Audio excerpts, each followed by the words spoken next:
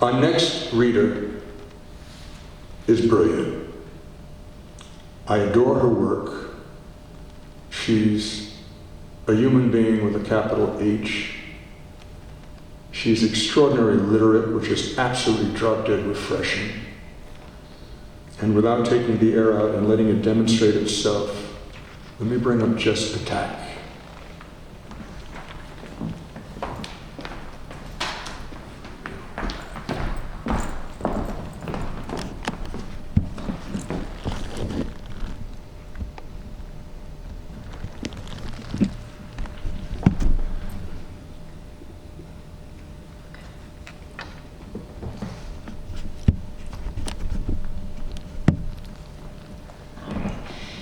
Thank you. Tonight I'm reading from my latest collection. It's called All at Once. But first I want to start with 3 new pieces I just wrote this week, so I haven't read them yet. This one doesn't have a title yet.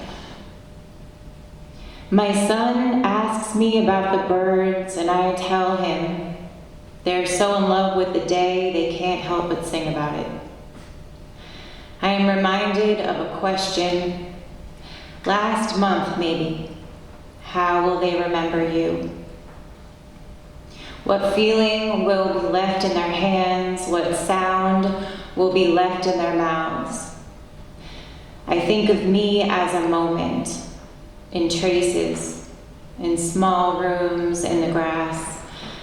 I hope they remember me as a bird. Mornings and music are inseparable. A day is a miracle, and waking up is worth a song every time. I come down the stairs singing.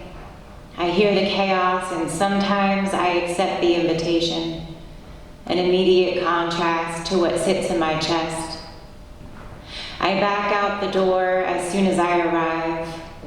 I come down the stairs singing, and I ask the sunlight to spill on my floor, and I say, we're okay with messes here, an evidence of the living we're up to. I have entered my bed tired. I have entered it tired in heart. The weight of ideas not mine.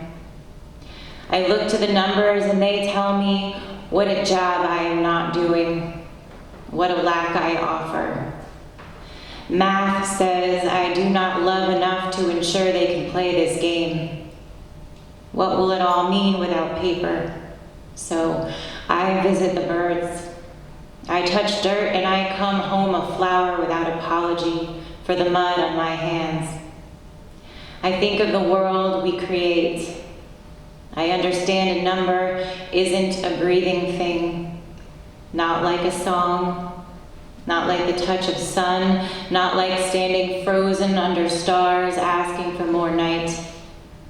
I come home knowing my heart is made of it, love. We don't ask if a river gives enough. She does. She is replenished by the sky itself over and over until our eyes close and reopen again in another time. And we learn of her offer over again until we end and begin.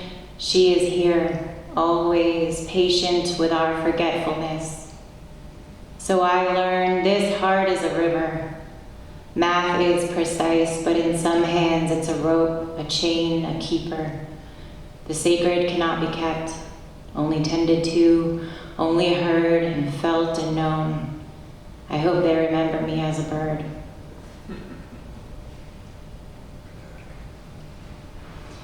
All right, this next one is called Statistical Phenomenon. He rolls his chair close to me, not far from my face. You know, he says, this is not your fault. He draws at the heart. He uses one pen, he uses 4 different colors of ink. He draws arrows up and down, he draws lines. I become fluent in cardiology in under 3 minutes. He points. We call this a statistical phenomenon. Unfortunately, and his words disappear until he gives me a deadline for decision. Let us know what you want. Let us know think of what it means. I have counted chambers on a screen like a dancer counting steps, not keeping up. 2 are missing. I have counted bottles of medication and counted again and again, just in case.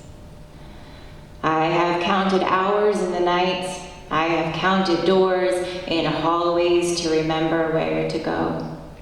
I have counted on someone else to make it better, easy, lighter, sweeter to swallow. Statistical phenomenon.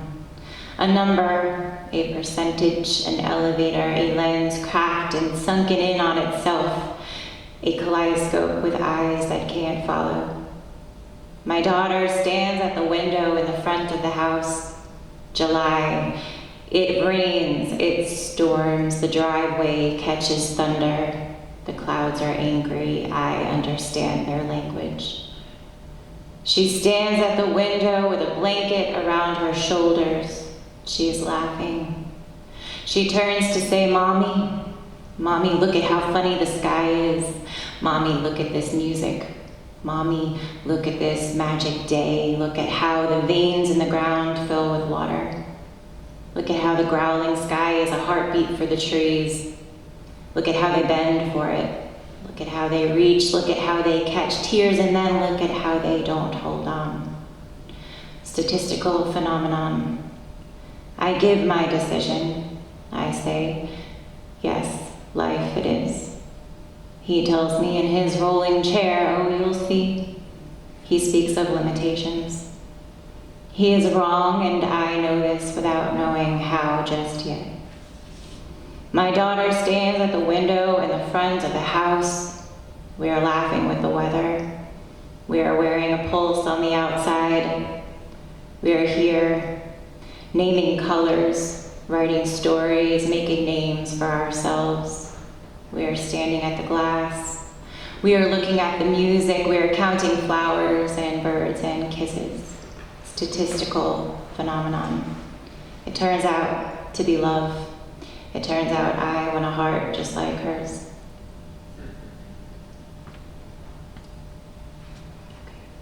This is trees don't run. Trees don't run. They can't run. Fall over, sure. Splinter apart. Offer themselves time and time again. Trees don't run. Imagine being so tall you see the storm coming before the sun steps aside. You in the mountain, you have conversations in silence. You know what the other knows. You feel it differently, but you know it the same. Imagine being so tall, you see the clouds and know, I am a tree, I can't run. But you are a tree, you know nothing of running to begin with. A tree knows about breathing. It knows because it digs roots into the earth and it holds crystals in its grasp and it says, live here. It becomes a housing complex. No one in the dirt is homeless. It mingles with the others and it says, we need each other. We need each other. A tree knows about breathing because trees don't run. It digs roots into the earth and declares, I'll stay here. I'll stand here. I see the storm coming. She says to the mountain, we'll stand here. Trees don't run.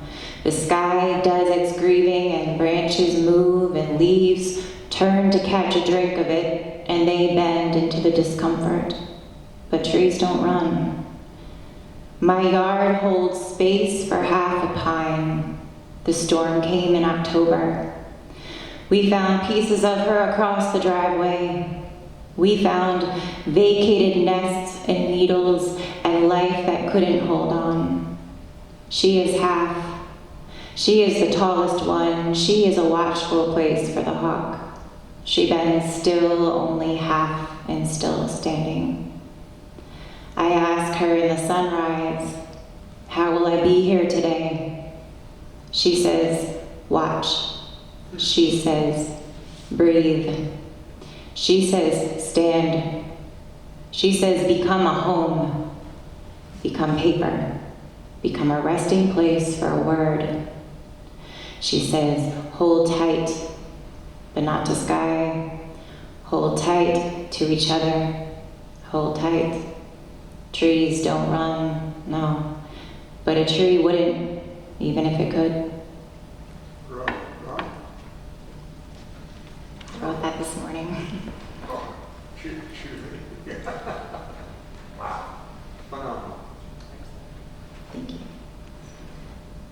Okay. This body, it's new. It's been new all day, and who knows how many costumes I have worn since I arrived. This heart, it's been drumming even when I haven't tuned in. It's the metronome in the background of being here. This mind is playing old tapes and I've learned new words. I have taught these eyes to start again this morning, to see red like a poppy field or purple like a shadowed forest from the sky. Maybe I was born today, or maybe with this breath, and again, this one here. I'll be 33 in December, enough time to still not know where I'm going or to figure out that straight lines are our greatest distraction. Enough time to figure out what magic feels like, how I require love like poetry, and that I'll always be afraid if I don't invite God to sit at my table. Enough time to know how ancient I am. To know years are for clocks and candles, but they aren't for bodies and definitely not for souls. Time isn't for knowing what love is or how to recognize the barely acquainted to these hands' truth. Who knows how long it's been waiting there? Who knows how many lifetimes this one path has stretched against? But I know that I have been walking. I have been dragged and I have unfolded. There's more than 33 years of knowing inside of me.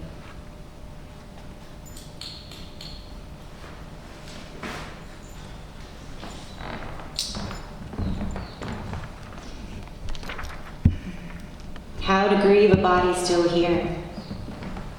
1, check for a pulse. It should be there. You'll feel it in the words, you'll see it in the hands and the way they open to you while they speak.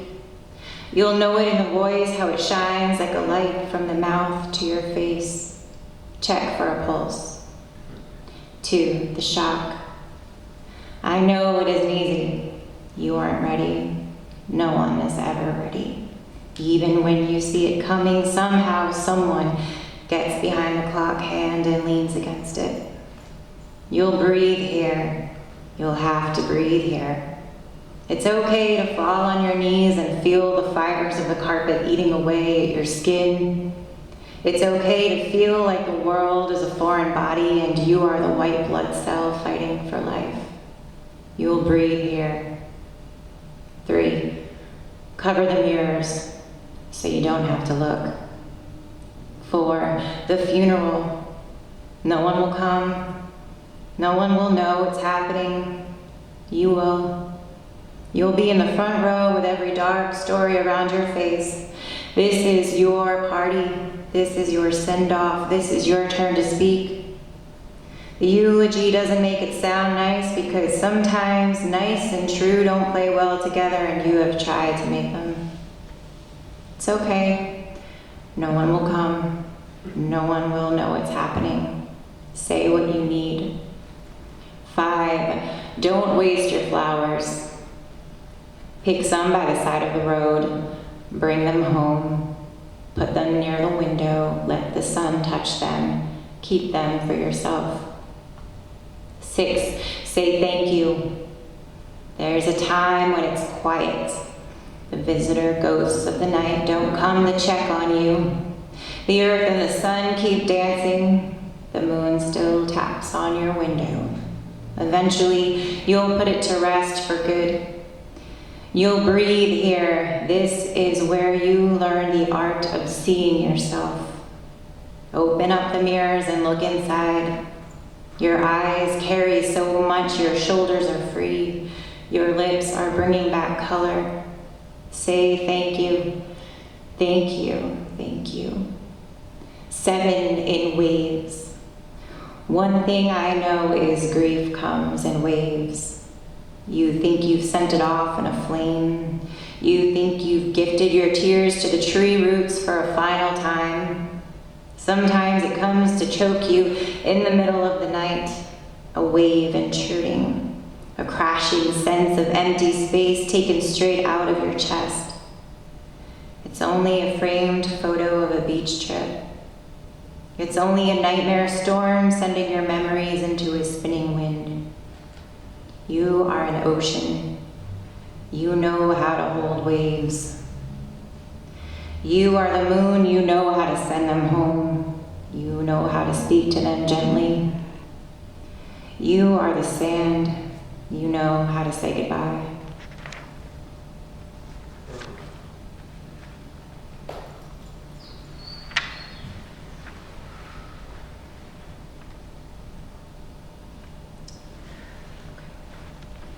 The walls shook and I thought, I must be the walls.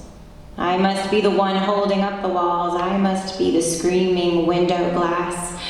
I must be the doors stuck closed. I must be the frame of the door bending, split, and obstructed. I must be the roof caving in and thundering. I must be the fireplace hungry for falling beams. I must be the sidewalk littered with siding. I must be the empty parts we never painted. I must be the bedroom furniture we fucked and cried on. I must be the bathroom that caught my salt on its tiles. I must be the kitchen with its summer light. I must be the stove top holding babies on my hips. I must be the basement of memories I have no need to look at. I must be the falling down of this place, the dust that settles in the morning on the grass, turning to mud with the dew. A ghost of someone's life told in ash angels in the dirt. And maybe I am this. Maybe I am a demolition. Maybe I am swallowing all of it like the mouth of the earth herself. Maybe I am a bird in the tree, watching it all from the nest. Maybe I am the tree who's seeing how common these coming downs really are. Maybe I am only air, coming in, coming out, breathing again without all these walls.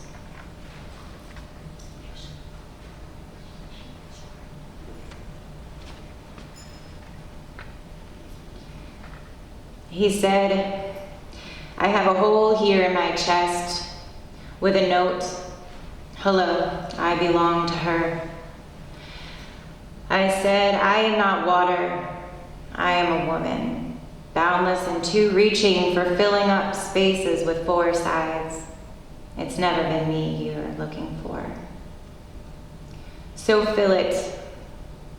Fill it with the sound of birds. Fill it with sky, fill it with ocean, fill it with your own 2 hands.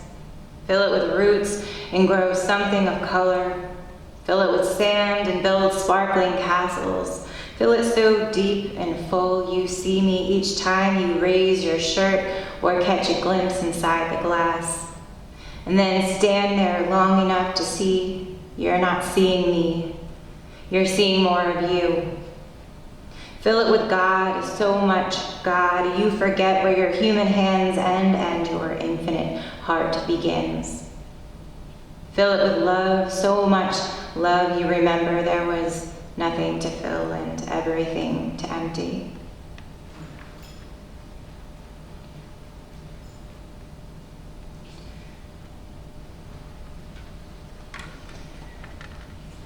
They ask what taste I leave in his mouth.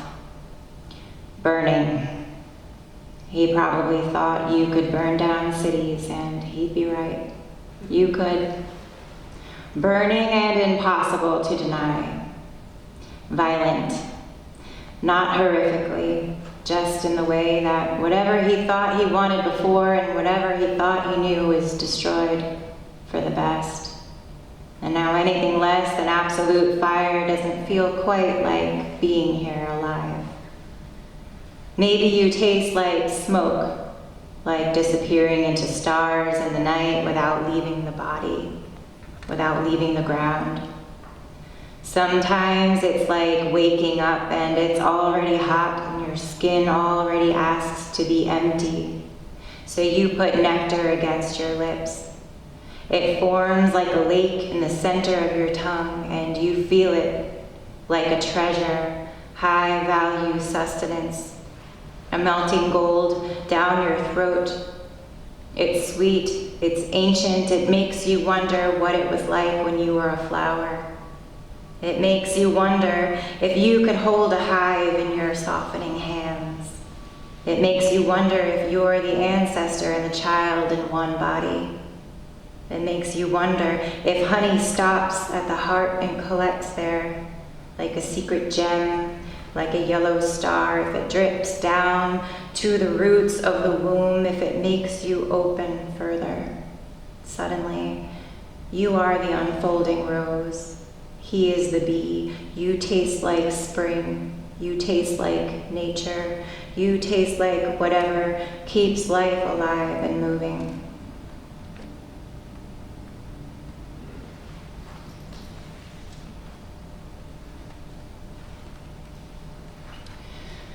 The beautiful people. He walks into the coffee shop in a black jacket with more zippers than a jacket needs. Hair down into his eyes, he orders. He brings his cup to the counter and reaches into the fourth zipper for 2 bottles and pours them in like honey, licking the rim of the glass. Every empty table is looking for company, so he sits at mine and pours himself out across my 3 open books. A stranger for a time. His heart bleeds on the pages and he declares himself healing. And he declares himself on retreat, toying with the zippers, breathing heavy out his story of California dreaming. It's a nightmare. And the man in blue, with eyes like the sky inside an ocean, he tells me help in every way but that. I give him words, he gives me bones. I give him ears, he gives me a lens, a stranger for a time. He asks for the secrets to life, and I tell us both we've all been searching for keys in the wrong places. And the girl on the rug of the floor of the community center, our legs barely touch, a stranger for a time. Her fists don't want to touch my skin anymore, and my heart holds hers like a stacking doll for beat keeping. And she tells me about the cold mornings. She tells me about the weapons under the mattress and the scars under her arm. I tell her about hiding in the front of the school, about car rides that scare me enough to run from home. And we hug and never speak again. They'll make you believe we're not beautiful, with our feet facing each other. They'll tell you we're not beautiful, our ugly, twisted mouths filled with their words and their poison and their lies. We're only strangers for a time, until we hear it. The beautiful people and beautiful hides in so many worn down places.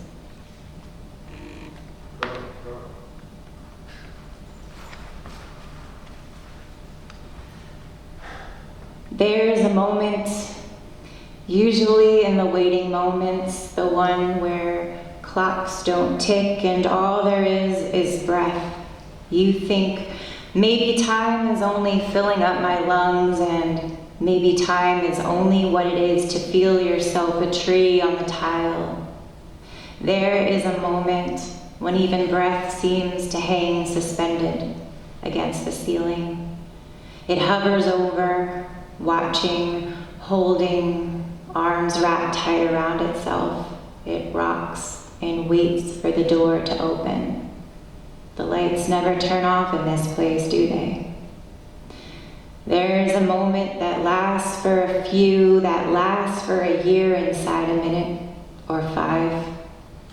The words are traveling still from brain to mouth to ear to heart to brain to tears, and there's a moment when you know, when you must, that every moment is a life, and every life is a sacred, holy thing, and you start to touch them one by one. You start to keep them in a jar on the counter near the bed. You start to ask how deeply you can take it, how far down can you dive. You keep them guarded.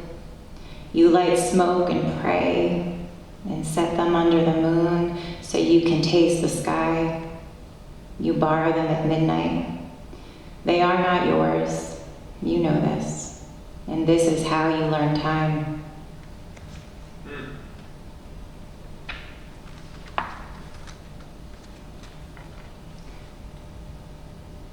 More than once I have sat under my window, eyes closed, the buzzing present in my chest, and out it came.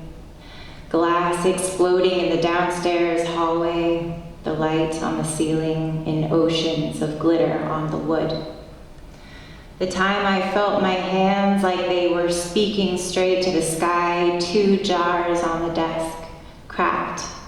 One burst and the mirror fell off the windowsill again. I was told when I was young the sound of the shifting shelves behind my bed frame. The sound of the rage in the closet was a metaphor. Do you know how much power you hold? Do you know what you're hiding away? Because rage wasn't safe, not there. But agreeing kept the room soft and my insides in a tight fist. No wonder I couldn't digest a cloud without havoc. I have seen myself twisting pieces around each other to make it safe enough to survive. I have seen my hands turn into monsters momentarily in the basement, in the dark of my childhood bedroom.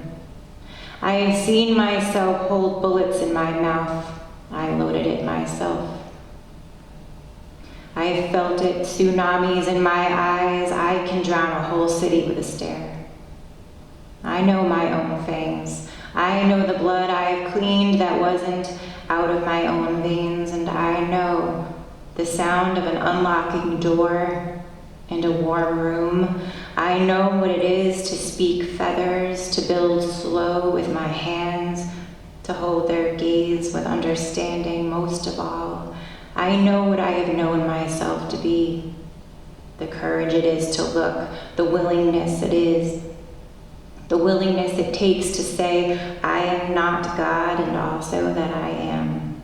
And still I am what is imperfect, and still I am what is whole.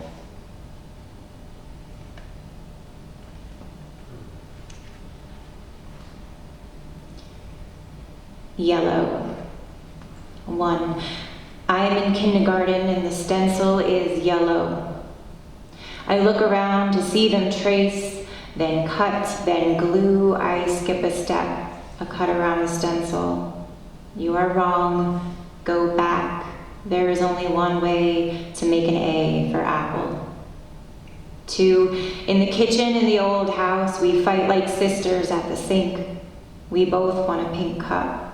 Our aunt lives in Belgium and her favorite color is roses, and only one can drink from a single top. They tell us the Easter Bunny loves yellow. Someone pick yellow. I say yes to yellow. 3. I am crying in silence. You know the kind. It feels like a knife hanging sideways in your throat. It's a scream in your mind and a whistle for dogs in a busy street. I say it's my fault. The yellow threads, the way it fit my skin and slid across my shoulder. Yellow is a nightmare with a boy's face. 4. My nails are painted like the sun. I run a brush across the canvas and it smells like lemons and it feels like the star inside my chest. This painting looks like joy. It is mine.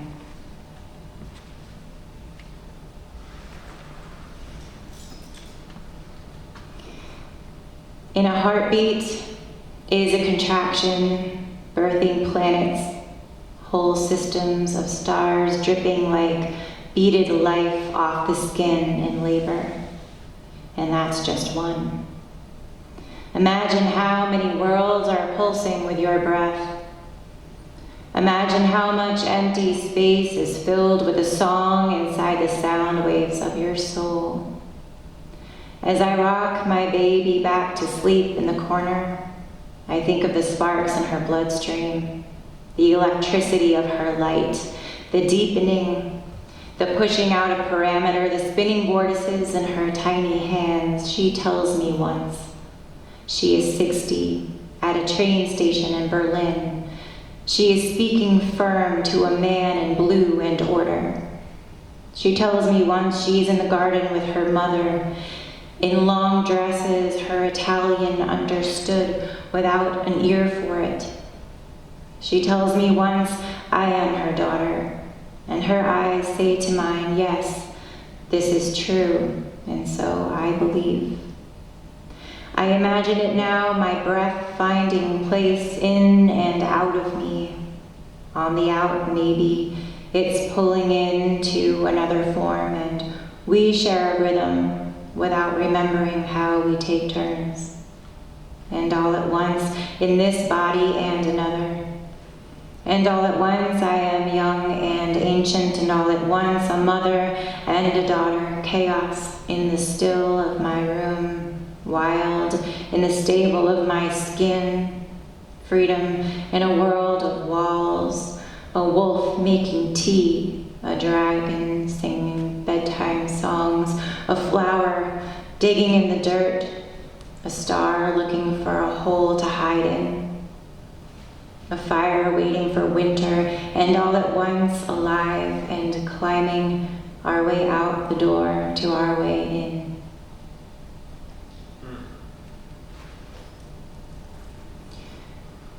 I have been saying I am in the in-between. At first I imagined it dark. So dark you don't know if you are still in a body. Then I imagined a swinging bridge and a laughing wind and a blindfold. But I could see the dense fog. I could see that I couldn't see an end to this walk. I am in the in-between, but not like I thought. I am not in pocketed time between journeys. I am not bookended by two separate mountains. I am water off the rocks before it lands underneath. Have you slowed down enough to slow it down? It jumps. It becomes aware of its own liberation, unkept and leaping, like a dancer marrying the form to the spirit. I am rain from a cloud before offering myself to the earth. Right now, I am just what I am, rain. Right now, I am just here and also on my way. There is nothing to do but trust what I am. I am an echo of a song off stained glass, bringing art to life. I am the other side of the door. I am everything a hand can say. I am color just forming under the gaze of the sun. I am the air before the return. Exhale. The second beat of a heart's rhythm. The difference between there and here are the walls. You can't label what has no container. And here, I am an open field untouched, even by eyes, except God, except the goddess. I am color without a name yet. I am the river before it finds a bed. I am in no one's arms but those belonging to my own possibility. The difference is where I lay. From here, I can land anywhere from here.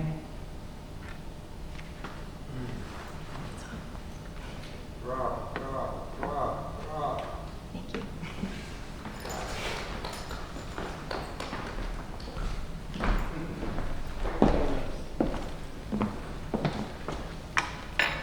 I told you. My word, it's humbling. Humbling.